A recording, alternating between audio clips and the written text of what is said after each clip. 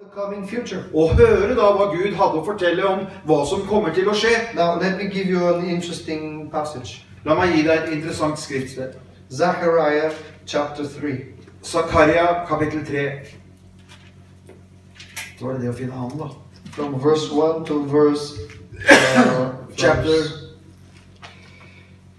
What chapter is it? Chapter 3. Zechariah chapter 3. Kapittel 3. Verse 1. Vers 1. Through verse 7. Gjennom vers 7. Så viste han meg øverstepresten Josva. Han sto foran Herrens engels ansikt, og Satan sto ved hans høyre hånd for å anklage ham. Herren sa til Satan, Herren refse deg, Satan. Herren refse deg, han som er utvalgt i Jerusalem. Er ikke denne mannen en rykende brann, som er revet ut fra ilden? Josva var kledd i skitne klær, og han sto foran engelens ansikt. Han tok til orde og sa til dem som sto foran hans ansikt, ta av ham de skitne klær. Til Josva sa han, se, jeg har tatt din misgjerning bort fra deg, jeg skal kle deg i høytidsskrud. Jeg sa, la dem sette en ren lue på hans hode. Så satte de en ren lue på hans hode, og de tok på ham klærne, mens Herrens engel sto der. Så vitnet Herrens engel for Josva og sa, så sier herskarenes Herre, hvis du vandrer på mine veier, og hvis du holder min befaling, da skal du også dømme mitt hus og ha tilsyn med mine forgårder. Jeg skal gi deg steder med adgang blant disse som står her.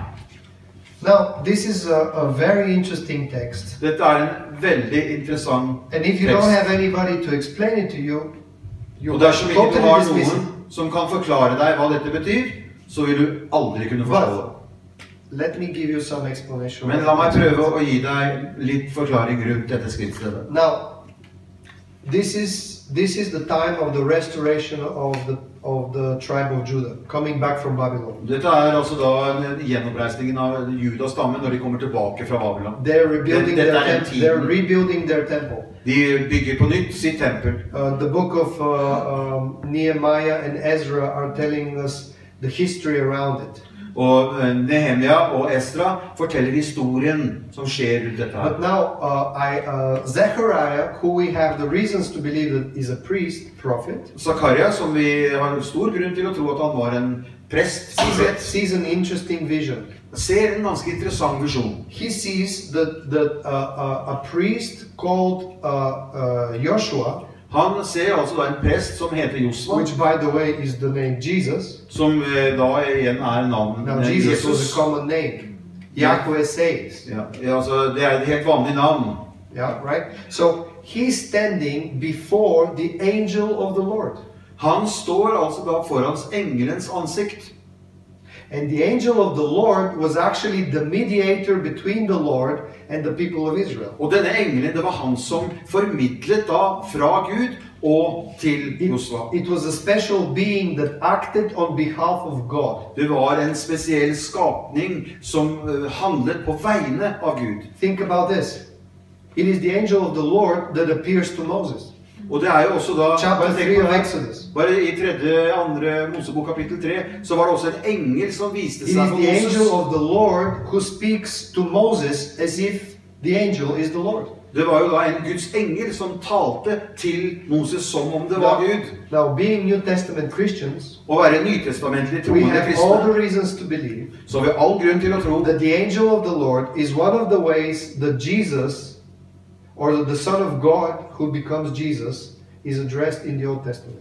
Og vi har all grunn til å tro at disse skapningene, disse engleskapningene, som ble Jesus, kan du si, fremstilte seg som en engel. So, just as in the New Testament, Jesus, som i det nye testamentet, who is a God man, som en menneskesønn, says, I come here to speak to you on behalf of the Father. Jeg kommer her på og snakker til dere på vegne av Gud. I don't say anything out of myself. Yeah. One more time. I don't speak anything out of myself. Jeg snakker ikke ut av meg selv. Whatever I hear, that's what I speak. For det jeg hører, det taler jeg. Whatever the Father shows me, that's what I do. Det jeg ser, det jeg gjør. So in a way, the Son of God is the messenger of the Father. Så Guds sønn, han jo da budbringeren til Faderen. But he already has been such even in the Old Testament. Men han har jo også allerede vært det i det gamle testamentet. But because in the Old Testament he is a pure spirit. Men i Det gamle testamentet så er han bare en ren ånd. He's not embodied. Han er ikke kroppsliggjort. He appears as an angel. Han fremstilles og Now kommer som en engel. think about this angel is a messenger. Og husk nå på, en engel er It jo en doesn't, budbringer. it doesn't tell you whether it's a man Han forteller ikke om det er en mann, or an angel, eller en engel, or even God himself. eller Gud i sitt eget jeg. Right? So, now, the angel of the Lord is the mediator between the Father and the covenant people. Og denne engelen, det er da denne som er budbringeren fra Gud til paktens folk. The angel of the Lord stands before the Lord. Engelen står framfor Gud. And so, in this vision, I denne visjonen, the high priest called Yeshua denne høyeste presten, øverste presten, som heter stands Josva. before the angel of the Lord. I'll paint wings, although the angels do not have wings. Altså, jeg tegner nå bare vinger på denne engelen. Altså, engler har ikke vinger, men jeg gjør det bare for å symbolisere at dette er en engel. Seraphim and cherubim, yes, but not angels. Serafimer og kiruber har engler, men ikke, har vinger, men ikke engler. Okay. Angels appear in the form of men. You cannot tell the difference. Engler, de kan fremstilles som helt vanlige mennesker. But it could be they were hiding their wings in their cloths, or I don't know. Det kan jo hende at de har gjemt vingene sine under klærne sine. Anyway, Det the vet high jeg ikke. priest stands before the angel of the Lord Uansett så står øverste presten da foran denne engelen in the presence of the Lord, i Guds nærvær, in the throne room of heaven. i Guds tronerom i himmelen. And now there's a fighting about the high priest. Så blir det da en strid her om øverste presten. Satan is on the other side of the high priest. Og plutselig her står Satan med horn. So we can make the difference. Bare så vi This kan is- tydeliggjøre This is, forskjellen her. some of this is Christian superstition, but let me use it for the sake of the Dette argument. er jo da noe sånn merkelig som mange kristne forestiller seg. Okay, now think about this. Satan in Hebrew means the adversary, or the, let me find the right word, the Verkläger in German. I have the right It's word in I'll Norwegian. tell you, the prosecutor. Ja. Satan på hebraisk betyr på norsk anklageren, anklagerøsten. Basically, in every court, the prosecutor places, how shall I say, blames the one who broke the rules and demands of the judge some kind of a verdict or some kind of a punishment. Alltid i en rettssak så vil anklageren legge skylda på den som er framstilt for en dom, og fremstille og begjære av dommeren en god dom til den som står stilt for retten. The prosecutor always speaks in the name of the people. Og denne anklageren, han snakker alltid i folkets navn. Right? Now, the prosecutor, called Satan, blames the high priest for having dirty clothes. Og denne anklageren, han beskylder da denne øverste presten for å ha skitne klær. Which means that he has not performed the rite of purification correctly. Og da har jo da tydeligvis ikke denne øverste presten gjort denne renselsesprosessen helt riktig før han kom inn i det aller helligste. Or the other reason is that he is not exactly from those sons of Aaron that deserve to be high priests. Eller at han ikke den personen fra de som rettsmessig som kom fra Arons slekt var øverste prester og prester. The Babylonian exile violates the lineage of the priesthood. Og husk nå på at utgangen fra Babylon, den ødela veldig mye av den familiære nedarvingen av titler og posisjoner i Israel. Whatever the case is, Uansett hva saken Satan had all the reasons to point that he is not worthy to be before God. Uansett Stand before God. så hadde Satan rett, at han hadde ingen rett til å stå framfor Guds trone. But then, Men så da, two principles are revealed. så kommer to prinsipper One is til syne called her. the law, Det ene kalles for loven, embodied by Satan, som da var kroppsliggjort gjennom Satan, who goes by the book in this vision, som da går via boka i denne visjonen.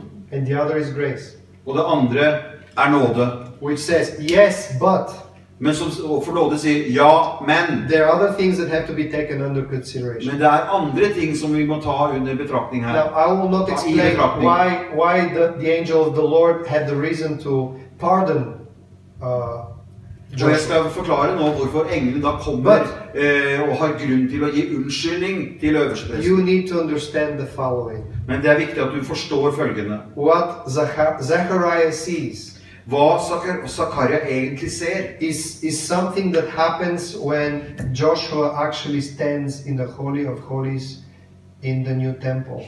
Det noe som faktisk skjer når Josva står inne i det aller helligste i tempelet. In his vision, the Holy of Holies is the throne room of God, and all these angelic powers, and the Lord himself is right there in the Holy of Holies. Det som skjer her i det aller helligste det som skjer i tronrommet hos Gud akkurat der og da.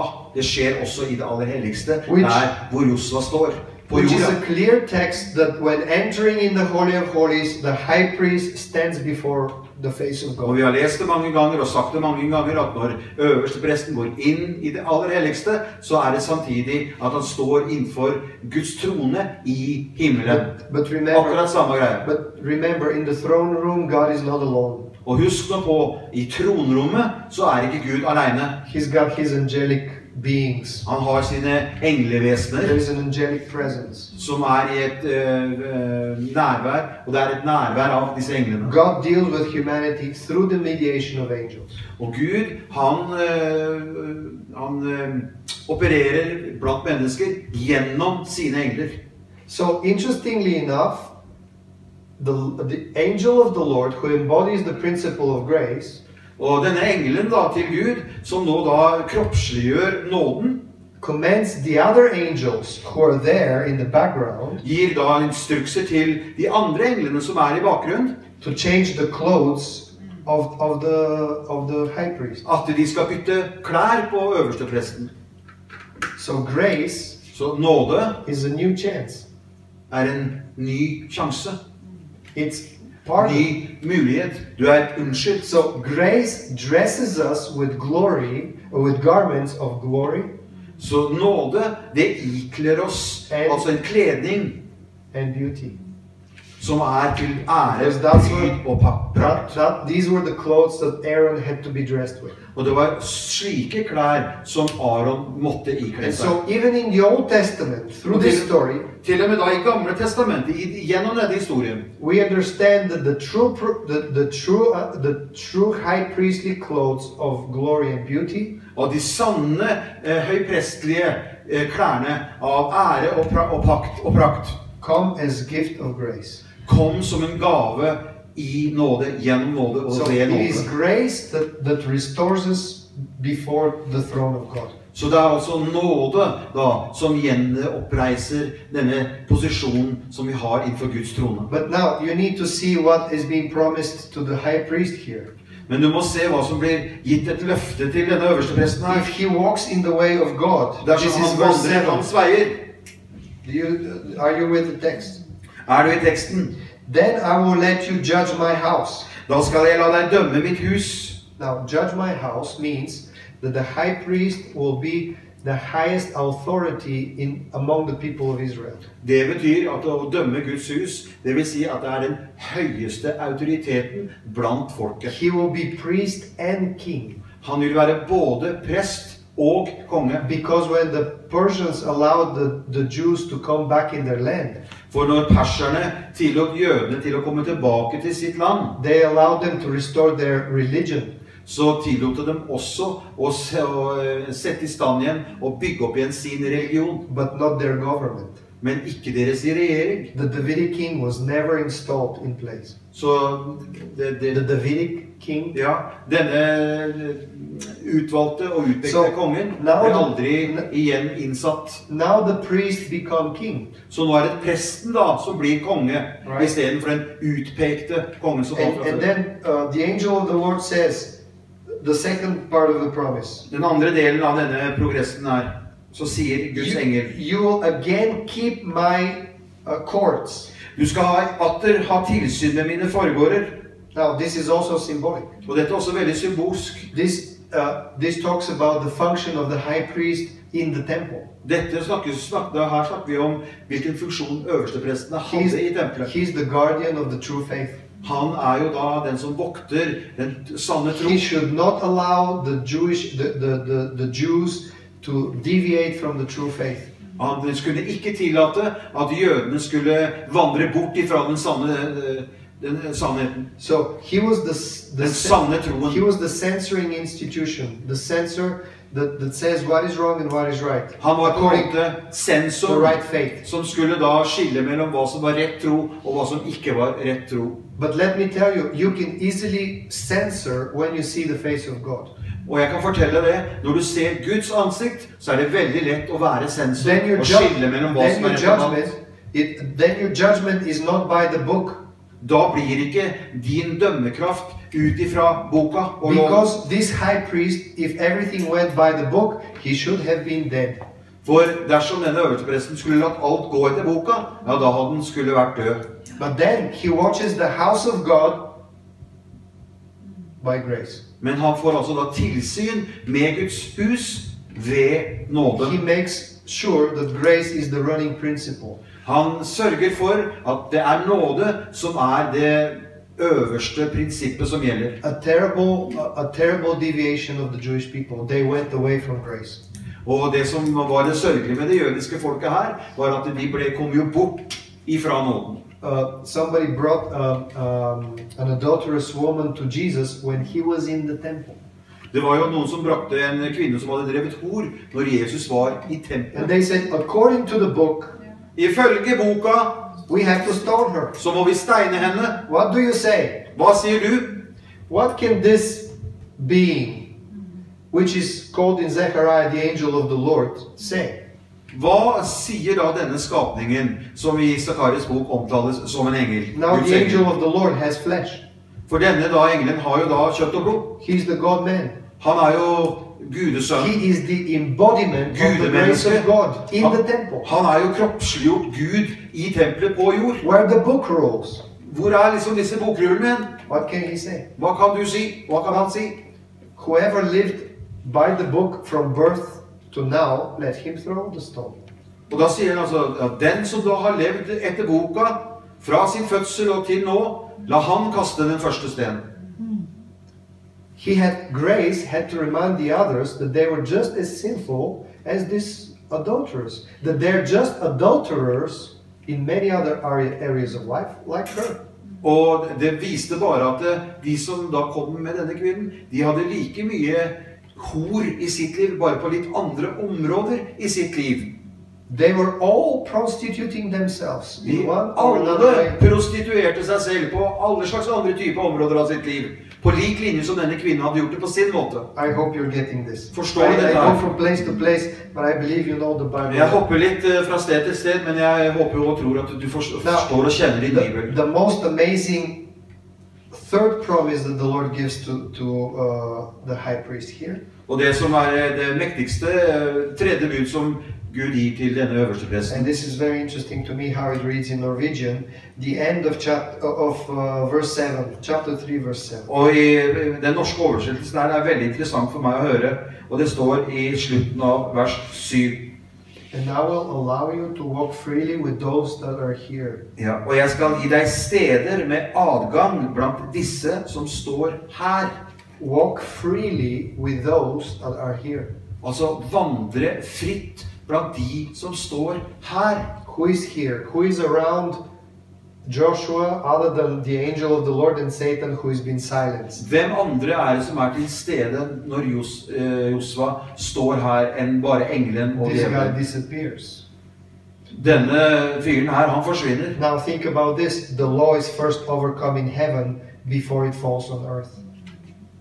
The law Loven is overcome in heaven blir jo på en måte ugyldiggjort before it falls on the earth. I himmelen før den kommer til jorden. And remember, Jesus said to the Pharisees who claim that they are sons of Abraham, At Jesus sier jo til disse fariseerne som påstår at de er nedkommere og etterkommere av Abraham. that they were not of Abraham, they were of the devil.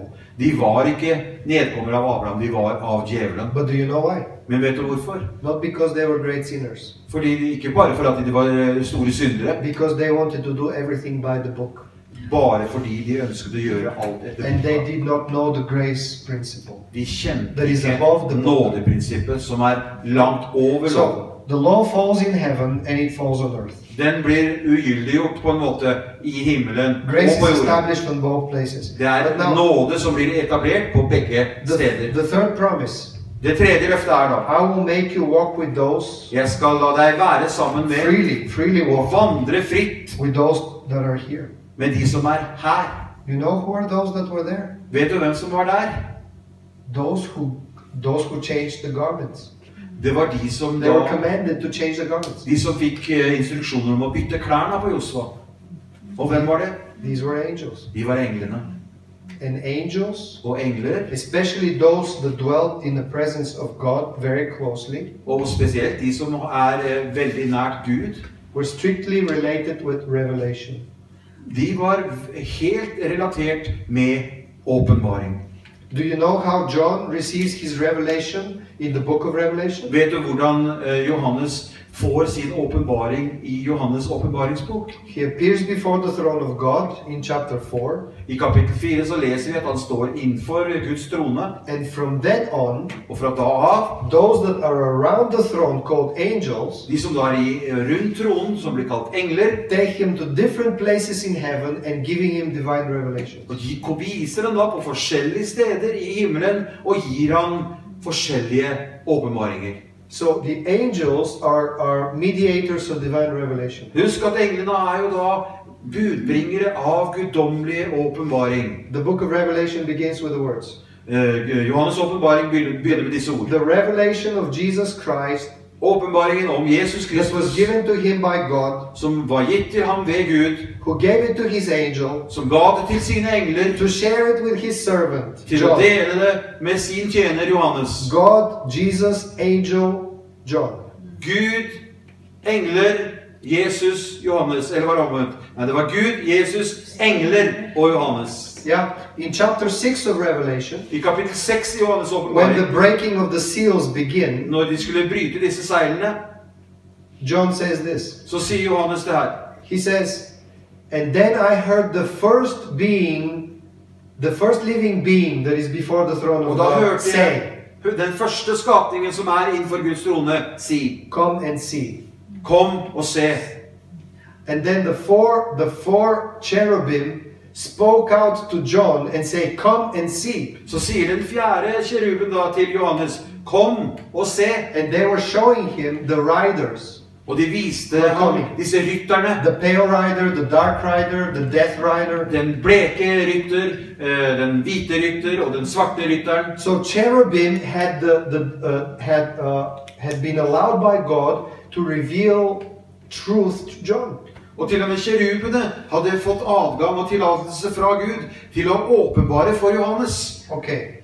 Well, time is demanding for me to stop. Ja, nå sier tiden fra til meg at jeg må stoppe. And I will say this. Men jeg skal si det her. If we who are the new high priest have access to the heavenly throne room, Hvis vi, som de nye øversteprestene, And we don't- og som da har tilgang and we don't til need- tronerommet, and we don't need this holy object that has been stolen long time ago, og vi trenger ikke disse hellige gjenstandene som som ikke lenger i dag. but we have a spiritual ladder to climb. Men vi har faktisk en åndelig trapp som vi kan gå opp. Now, are we thinking enough about our heavenly access? Tenker vi nok på det, på denne himmelske Do we, tilgangen do som we, vi har? do we climb the ladder? Klatrer vi opp denne stigen? Går vi opp And denne now, trappa? when we stand before the throne of God, Når vi da står innenfor Guds trone, are we dressed from grace with new garments of glory and beauty?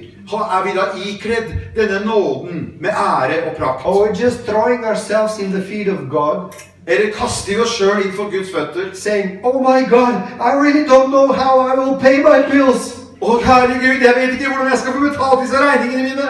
Please, Lord, give me this. Please, Lord, give me Kjære that. Gud, gi meg det, og gi meg det, og gi meg det. Lord, I missed this summer. I didn't go to the Black Sea.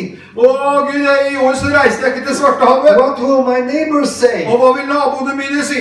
Lord, please let me buy a yacht. Å, kjære Gud, vær så snill, la meg få kjøpe en stor båt. This stupid boat is too small for my family. Den der dumme båten som jeg har, den er for liten for familien min. Does that look like a priestly service to you? Ser det ut som en prestetjeneste for deg? Does that look like living the glory and the beauty? Ser det ut som om at du lever et liv med ære Or applying atonement for the broken world? og at du kommer med forsoning for en brutt og lidende verden? Moral Christianity is a weeping Christianity. Moralsk kristendom er en sytende kristendom. Lamenting Christianity. En Complaining Christianity. klagende kristendom. It's a Christianity of endless splits. Det er en kristendom som har en endeløs splittelse. Of endless gossiping. Og endeløs sladder. Bad mouthing other people. Og dårlig munnbruk blant folket. Or waving the book at people. Eller vifte boka foran folk. And just telling like Satan to the angel of the Lord that the priest is not supposed to be there. Og som akkurat som anklageren foran Gud. Altså, denne presten er ikke tenkt ment å være her. Because he is not fit for service. For han er jo ikke satt i stand for dette her. Han er ikke i stand gjort. Do you know why God gave us access to himself? Vet du hvorfor Gud ga oss tilgang til seg selv? To transform us by grace. For å omgjøre oss, transformere oss til seg selv. And once grace has transformed us, og når da nåde har gjort det, we come down full of grace. Så kommer vi tilbake til jorden full av nåde. And then we witness to people. Så vitner vi da for folk that there is something that can change them. Og at det er noe som virkelig kan forandre dem. And we have to persuade them that no matter how much they try to change, they cannot change themselves. Og uansett hvor mye de selv prøver å forandre seg, så klarer de ikke å forandre seg. All that we need to do is just to bring the wind under the wings of people. Og det eneste vi trenger å gjøre er å komme med denne himmelske vinden inn i disse menneskenes liv. To allow grace to strip them from the dirty clothes. Til å la nåden få lov til å ta vekk disse skitne klærne som de bærer. We all know that we are sinners. Vi vet alle at vi er syndere. But somehow we cannot forgive others for being sinners too. Men på en eller annen måte så kan vi ikke tilgi at andre også er syndere. Why? Hvorfor? Because we're so bound with the earthly things. For vi er så bundet med det som er her i verden. We're so bound to how we perform things. Vi er så bundet til hvordan vi gjør ting. The divine theater has to go on. Dette guddommelige teaterstykket, det må liksom fortsette. Show must go on. Showet må liksom fortsette. We need lights. Vi trenger lys. We need cables. Vi trenger kabler. Cordless microphones. Trådløse mikrofoner. And while we worry about this, og når vi da bekymrer oss om dette, we miss the most important thing. Så går vi glipp av det viktigste. That when we kneel, at når vi kneler and humble ourselves, og ydmyker oss selv, in the dark inner room, i det innerste mørke our rommet, spirit is elevated så vil vår ånd bli løftet opp til himmelen.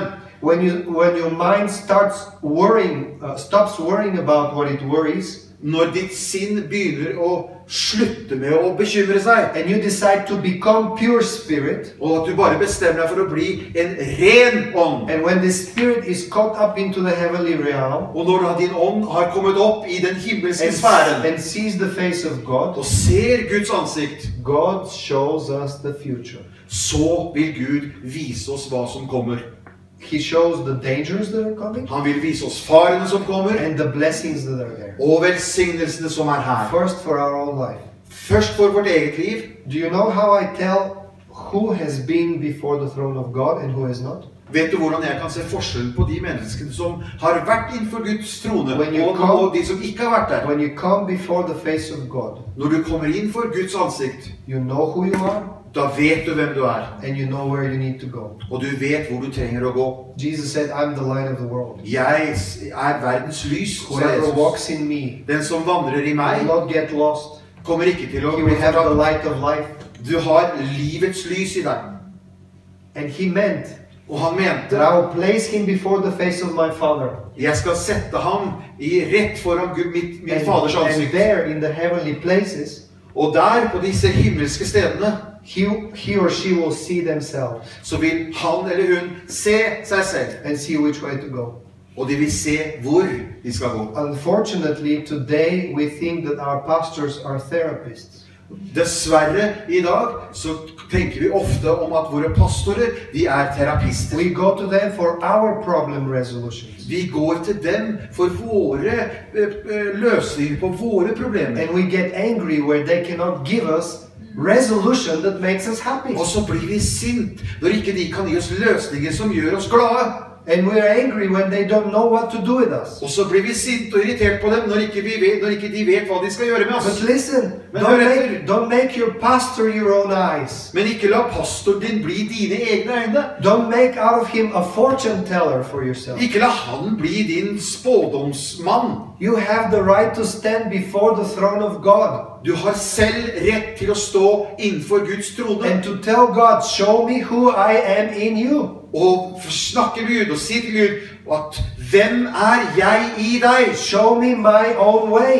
Vis meg min vei. Give me light Gi meg lys, and I will follow. så skal jeg følge. You have the right to ask this of God Du har den retten I will til tell you å spørre why. Gud, og jeg skal fortelle hvorfor. because he has put his own name on your forehead. Fordi han har satt sitt eget navn i din panne. He identifies with you so much Han identifiserer seg med deg så that he mye thinks of you as of his own body. at han tenker på deg som det skulle være sin egen kropp. This is the kind of priesthood Dette er en form for presteskap the church is not living today. som dagens kirke ikke lever. Because the church has forgotten the mysteries of the Holy of Holies. Fordi kirken har i dag glemt mystisismen rundt det aller helligste. And the church today counts more on statistics For kirken i dag, de tenker mer på statistikk than prophetic vision. i stedet for profetisk visjon. And because we have had too many false prophets, Og fordi at vi har hatt alt for mange falske we profeter, decided that there are none. We decided that there are none. så har vi bare sagt at det finnes ingen. Or if we heard a prophet who doesn't make us feel right, Eller når vi da for eksempel har hørt en profet som ikke får oss til å føle oss vel, we counted them among the false prophets. så har vi bare regnet dem som falske And this is profeter. what I will end up. Og det er her jeg vil slutte. I tell my church, because I've been pastor for 14 years, Jeg forteller til min menighet, for jeg har vært pastor i 14 år. I'm not afraid of false prophets. Jeg er ikke redd for falske profeter. I'm afraid of churches that cannot discern them. Jeg er redd for disse kirkesamfunnene som ikke kan skjelne mellom de falske og de sanne profetene. Woe to the community that cannot tell who is the right prophet. Ved til den forsamlingen som ikke kan skjelne mellom en falsk og en sann profet. Woe to the church that cannot discern between human daydreaming or dreaming dreams and the true prophet who gives visions from God. Og ved til disse kirkesamfunnene som bare dagdrømmer og ikke kan gi rom for disse sanne profetene. So, with everything that I've said so far, Og med alt som jeg har sagt så langt, I wanted to show you that there was a very special place in the Old Testament. så skal jeg vise dere det var et spesielt sted i det gamle testamentet. And although this place disappeared, Og selv om dette stedet forsvant, it disappeared in the name of the true thing that it revealed. så forsvant det i det sanne navnet som det åpenbarte. When the body arrives, the shadow is not needed anymore. Du vet, når kroppen er oppreist, så trengs ikke skyggen lenger. So now we live with the true reality of Jesus, the high priest, Nå lever vi i den sanne virkelighet at det er Jesus som er øverste prest. the prophet, Profeten and the King of Kings, og kongenes konge. who takes us with himself, unites himself with us, Og forener seg selv med oss. and trusts us with his life and ministry. Og overgir sitt liv og gir oss tillit med sitt eget liv, fortror seg selv til oss med sitt eget liv. And he invites us to be present in the place where he is reigning now, in the heavenly. Og inviterer oss inn til det stedet hvor han regjerer nå i det himmelske. To root ourselves in heavenly places. Til at vi får våre røtter i det himmelske. And give our fruit down on earth. Slik at denne frukten da blir synlig and her make på it jorden. available for all those that are hungry. Og gjør det tilgjengelig for alle de som So er the sultne. Holy of Holies, the true Holy of Holies, the throne room of God is the place where you belong. Så det sanne, aller helligste, tronerommet til Gud, det er der du hører hjemme. And much of the mysteries of the Holy of Holies have to do with you. Og mye nettopp om denne mysteriene rundt det aller helligste, det har med deg å gjøre.